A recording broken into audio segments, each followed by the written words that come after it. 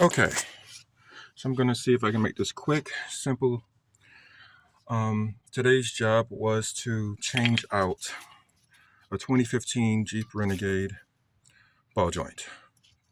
Okay, here's what the ball joint looks like. It's bad, it's rotted, it's some bullshit.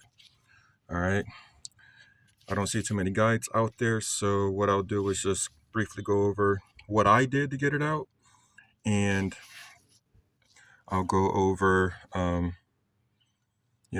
just the steps. It's really simple. It took me a second to figure it out.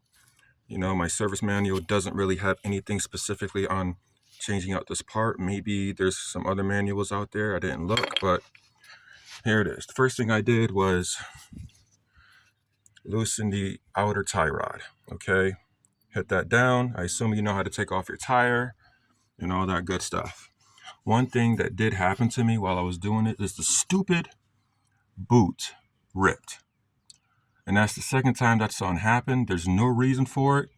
Okay, unless there was something wrong with the installation of the new one, whatever. It's agitating.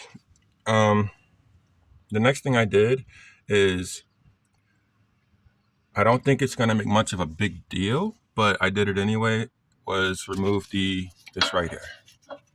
Okay, because you need the outward sway. My original plan was to literally remove the entire strut. Thankfully, I did not need to do that. Okay, so after you got the tie rod in, after you got this out, okay, you can start by removing the 3 bolts. All right, I think it's a 13 or 14 millimeter.